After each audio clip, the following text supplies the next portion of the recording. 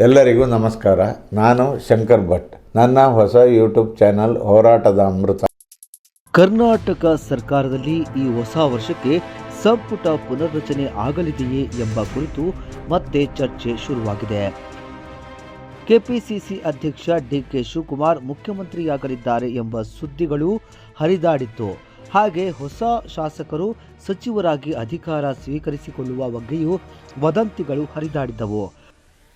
ಆದರೆ ಕಾಂಗ್ರೆಸ್ ಪಕ್ಷದ ಯಾವ ನಾಯಕರು ಈ ಬಗ್ಗೆ ಮಾಹಿತಿ ನೀಡಿಲ್ಲ. ಇದರ ನಡುವೆ ಮುಖ್ಯಮಂತ್ರಿ ಸಿದ್ದರಾಮಯ್ಯ ನೀಡಿದ ಹೇಳಿಕೆಯಿಂದ ಸಂಪುಟ ಪುನರ್ರಚನೆ ವಿಚಾರ ಮತ್ತೆ ಜೀವ ಪಡೆದಿದೆ. ಹೊಸ ಟೀಮ್ ಕಟ್ಟುವ ಬಗ್ಗೆ ಸಿದ್ದರಾಮಯ್ಯ ಪರೋಕ್ಷ ಸುಳಿವು ನೀಡಿದ್ದಾರೆ. ಹೊಸ ತಂಡವನ್ನ ಕಟ್ಟುವ ಬಗ್ಗೆ ಸಿಎಂ ಸಿದ್ದರಾಮಯ್ಯ ಹೇಳಿಕೆ ನೀಡಿರುವುದು ಚರ್ಚೆಗೆ ಕಾರಣವಾಗಿದೆ. ಡಿಸೆಂಬರ್ ಅಂತ್ಯಕ್ಕೆ ಸಂಪುಟ ಪುನರ್ರಚನೆ ಬಗ್ಗೆ ಬೆಳವಣಿಗೆ ಆಗಿತ್ತು. ಕೆಲವು ಪ್ರಭಾವಿ ನಾಯಕರ ಒತ್ತಡಕ್ಕೆ ಈ ವಿಷಯ ತಣ್ಣಗಾಗಿತ್ತು. ಇದೀಗ ಮತ್ತೆ ರಾಜ್ಯ ಸಚಿವ ಸಂಪುಟ ಪುನರ್ರಚನೆಗೆ ಆಗ್ರಹ ಶುರುವಾಗಿದೆ.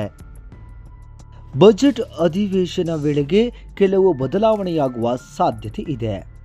ಈ ಬದಲಾವಣೆ ಒಂದು ಸ್ಥಾನಕ್ಕೆ ಸೀಮಿತವಾ ಅಥವಾ ಹೆಚ್ಚು ಸಚಿವರ ಬದಲಾವಣೆಯಾಗುತ್ತದೆಯಾ ಎಂಬ ಬಗ್ಗೆ ಖಚಿತ ಮಾಹಿತಿ ಇಲ್ಲ.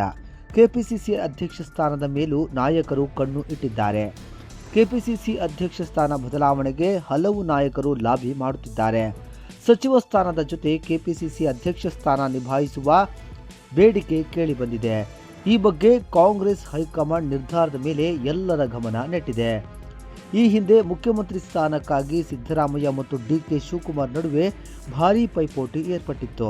ಬಳಿಕ ಕಾಂಗ್ರೆಸ್ ಹೈಕಮಾಂಡ್ ಡಿಕೆ ಶಿವಕುಮಾರ್ ಮನವೊಲಿಸಿ ಡಿಸಿಎಂ ಸ್ಥಾನ ವಹಿಸಿತ್ತು. 2025ರಲ್ಲಿ ರಾಜ್ಯ ಸರ್ಕಾರದಲ್ಲಿ ಮಹತ್ವದ ಬದಲಾವಣೆಯಾಗಲಿದೆ ಎನ್ನಲಾಗಿತ್ತು.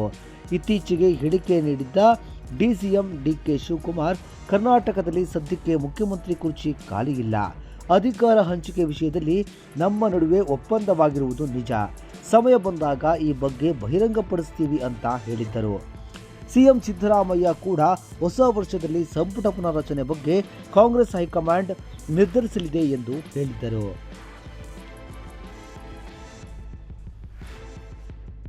ಶೇರ್ ಮಾಡಿ, ಸಬ್ಸ್ಕ್ರೈಬರ್ ಆಗಿ, ಬೆಲ್ ಐಕನ್ ಅನ್ನು ಒತ್ತಲು ಮರೆಯದಿರಿ.